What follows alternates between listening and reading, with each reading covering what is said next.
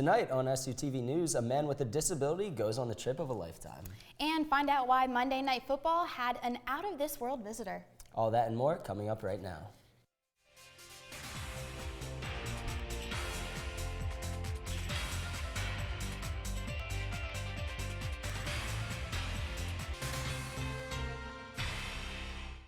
Thank you for joining us on SUTV News. I'm Louis DeSanto. And I'm Holly Harrer.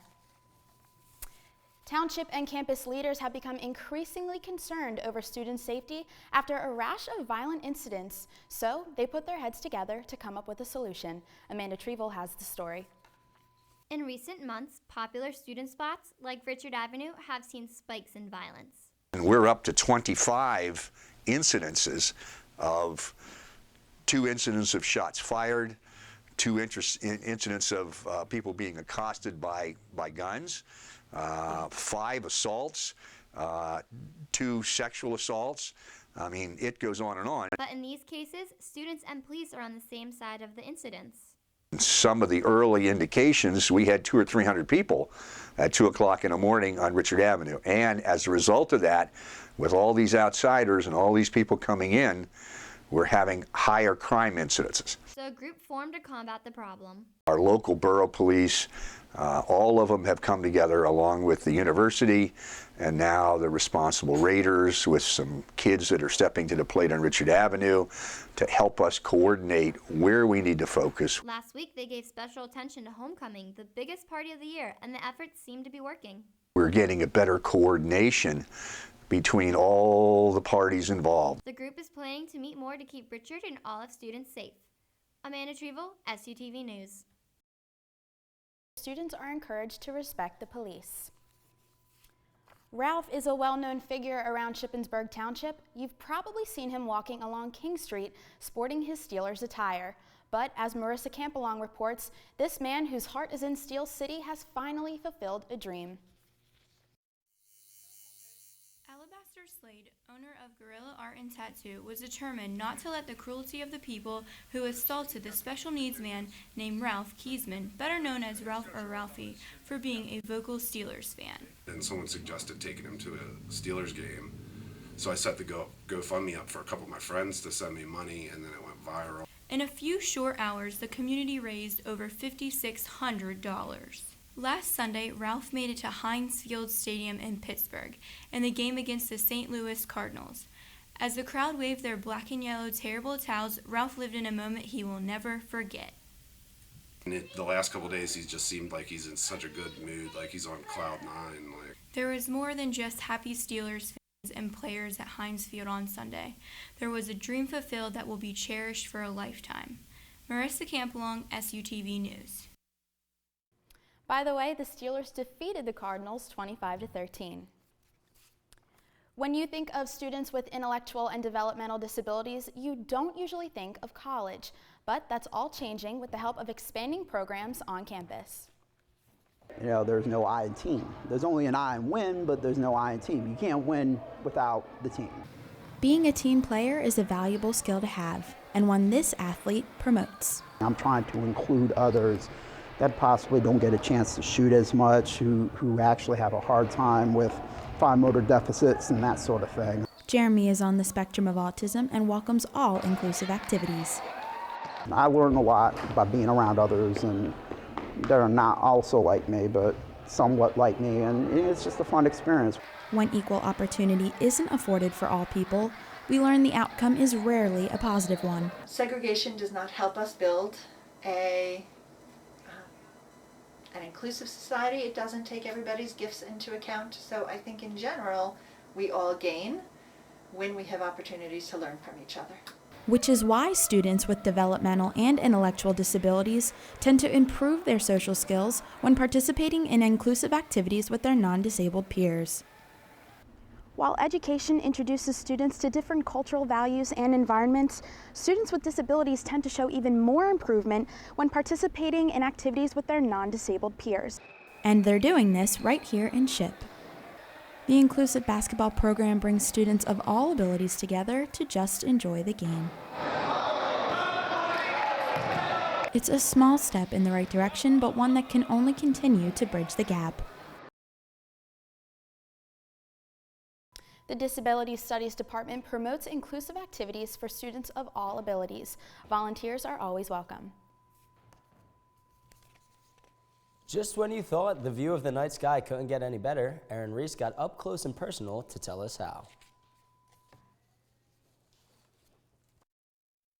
The Astronomy Department holds a viewing of the night sky at Dibert Roddick Planetarium for students, staff, and the township every semester.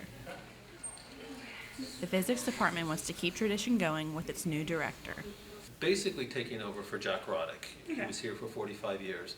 He had a set of shows, and I've tried to adhere to Jack's model, and just out of respect for Jack. Alan Armstrong is the professor in charge of the shows that feature motions and patterns of the autumn sky. The children's show, I was thinking we would probably do lots of little constellations, and then maybe a little bit of the mythology associated with the constellations, and maybe put a little bit of the star motions, the flashy lightning. For SUTV, I'm Erin Reese.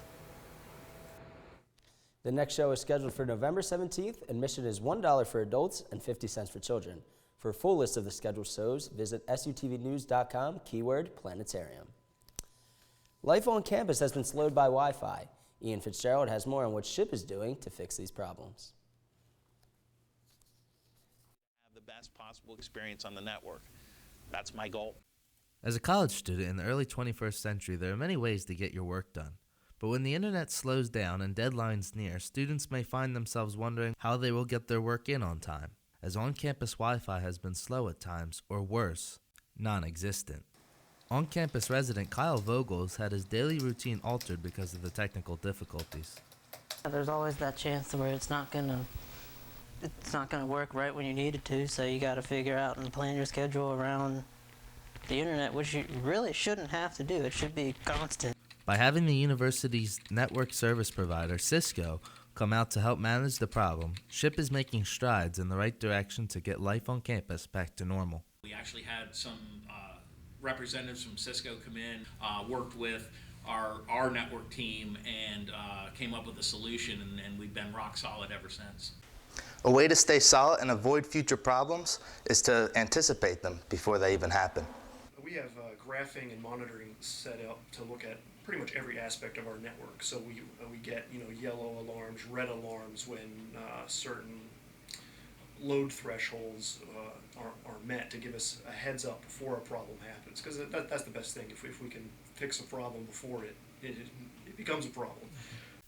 SHIP also has a plan to get students' simple technology problems solved. I'm kind of excited to announce that we are going to bring a social media presence online for the help desk. As always, I encourage any students that have any issues, whether it be wireless or whatever, to contact the help desk. It'll help give us some of the problem areas that we can look into. SHIP will continue to strive for excellent Wi-Fi. For SUTV News, I'm Ian Fitzgerald. Be on the lookout for when the help desk's new social media account will become available. If you listen to Mom's advice, you're always kind to others. Starting next week, the PRSSA is hosting a week of kindness to promote KIND's No Compromises campaign. Prizes will be given out outside the library. Tweet at SHIPPRSSA with the hashtag KindAwesome to show how SHIP's kind to themselves and others. Students should also take advantage of the Snapchat filter to show how they're being kind. When we come back, we have a WSYC DJ in studio to tell us about a special cause. And world news takes us to the Serbian-Croatian border, where refugees are facing rough conditions. Don't go away. Matt Trust is here with us from WSYC. Matt, welcome. How are you? Thank you very much. Thank you for having me. Good. Tell us a little bit about why you're here and what WSYC's mission is. Well, on behalf of WSYC, we have gone pink for the month of October for breast cancer awareness. We printed out these great pink WSYC t-shirts as well. Hold that up. Of course, right I'm here. Proud. Those look great. There's high styling right there. But it's to raise awareness for breast cancer, of course. It's a very hot topic across the United States. Whether it's professional sports or any other business and organization, you see them and tremendous efforts to go pink and raise awareness for such a tremendous cause. So we thought, why not us at WSYC 88.7 to really stand out on the Shippensburg campus and try to turn this campus pink. Cool. Are you charging for these shirts? We are not charging for these shirts. In fact, we are going to be at Reisner Dining Hall tomorrow from 2:30 to 5:30 for chances for people to win these t-shirts. As well, we will be playing some games. If they can name a song just from hearing a verse, or some trivia as well, they will have the opportunity to walk away with one of these t-shirts. And of course, you guys, for being so kind and welcoming us in, you get some t-shirts as well. Thank you. These beautiful pink t-shirts. Thank you, Matt. There you go. Looking forward to wearing them. Real quick before we wrap this up, is WSYC doing anything on the radio that listeners should be listening for in order to win these t-shirts, or is it just a handout, or what should we be looking for? Well, there's going to be a handful of shows throughout our roster giving away these t-shirts. So we encourage you to listen in on the WSYC 88.7 iPhone app. Also listen in from streamit.com or tune in, and you will hear many shows giving away these excellent t-shirts. Sounds great. Cool. Thank you so much. Thank you for having me. Well, that's what's happening around here. Let's send it over to Joe Rodriguez with World News. Says thousands of migrant refugees are stuck in terrible conditions at the Serbian-Croatian border. They're dealing with cold weather temperatures, rain, and even mud as they wait to enter Croatia. Amnesty International is criticizing European leaders for failing to prevent the situation from getting worse. In other news, Mexican authorities say that they've detained a group of people suspected of organizing the escape of fugitive El Chapo from maximum security prison back in July. The Mexican Attorney General told reporters that authorities are dismantling the group that organized the escape of El Chapo from outside the prison. The attorney says that El Chapo's brother-in-law organized and supervised the construction of the tunnel that was used for the escape. And last in the headlines, the Taiwanese mother who gave birth mid-flight last week has been separated from her baby. Both mother and child were taken to a local hospital when the plane made an emergency stop. The baby is under the care of the state authorities in Alaska, and the mother was deported back to Taiwan. That's all I have for you this week in World News. I'm Joe Rodriguez.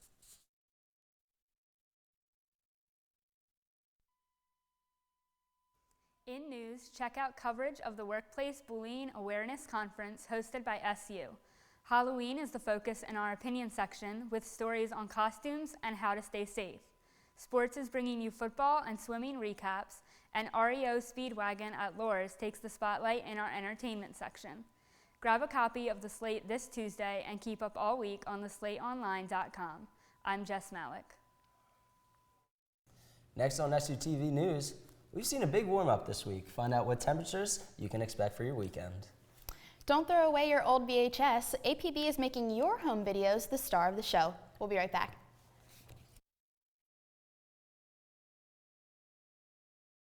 Well, Lou, I really cannot believe how warm it was today. I actually saw kids walking around in shorts, and I think you were one of them. I'm not gonna lie, I did throw on shorts to enjoy the warm weather while we still have it. Let's send it to Isabella and see what we can expect for the rest of the week. Giving us a break from the frost earlier this week. Tonight, expect cloudy skies and a low of 46 degrees. Now tomorrow, you can expect sunny skies with a high of 64 degrees. Now let's take a look at our 5-day. Saturday and Sunday, temperatures will remain in the lower 60s with partly cloudy skies on Saturday and AM showers on Sunday.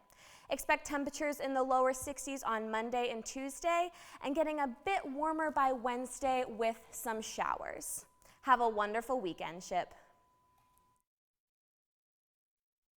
Get out those old home movies. The Found Footage Festival comes to Shippensburg tonight at 8. The festival brings old tapes back to life with live commentary and updates on where the subjects are now. Getting a bit closer to a galaxy far, far away is almost a possibility. This week's ESPN Monday Night Football brought one of the most viewed halftimes in NFL history. The final Star Wars The Force Awakens trailer made its debut. Fans were at the edge of their seats for never-before-seen footage. Tickets went on sale Monday night and have already shattered pre-sale records. IMAX sales have reached $6.5 million. Star Wars The Force Awakens will hit some theaters December 17th and nationwide the following day.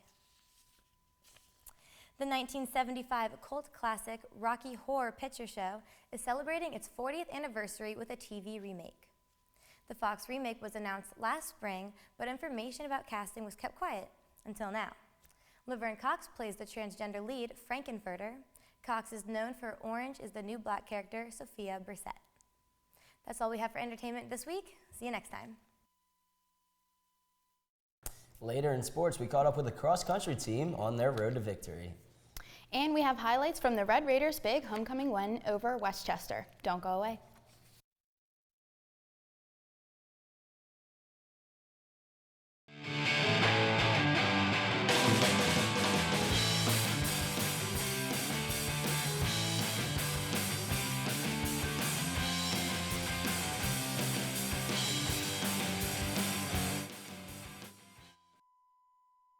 Welcome to SUTV Sports. I'm Laquan Chapman.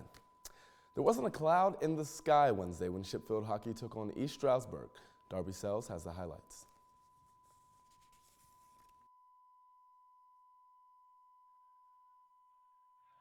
Number 1 and 5 face off at Robb Sports Complex. East Stroudsburg rolled into Ship with an undefeated league record, looking to add another W to the scorebooks. But not if Ship had anything to do with it. First half was pretty quiet with no goals, but several shots on goal. Just after 12 minutes in the second half, Ship's Caitlin Grazen and Emily Bernard get a breakaway, and Grazen finds the back of the net. As minutes ticked away, ESU pushed for a tying goal, but goalie Taylor Webster denied every single shot, adding to her 6th shutout of the season.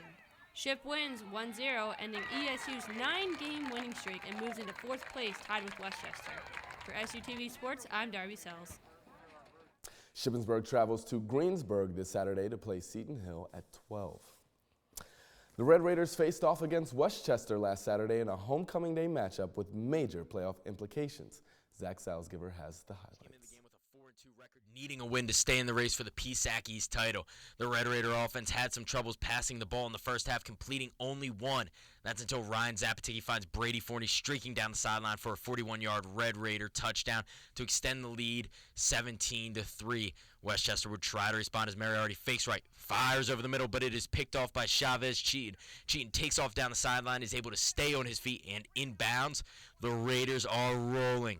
Next possession for Westchester, they try to go deep again, but the safety, Chad Miller, climbs the ladder for the interception, and the Raiders' defense forced 4 turnovers on the day.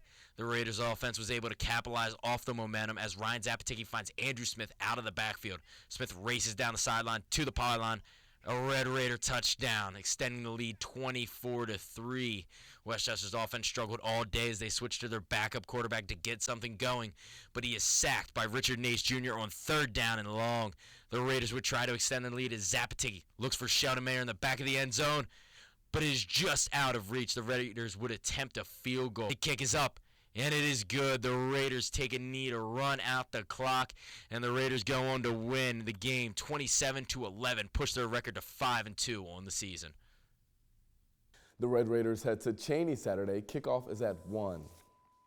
Men's and women's cross country travel to Slippery Rock this Sunday for the PSAC Championship. Jillian Menken. The boys and girls teams have their hearts set on winning first place at the conference.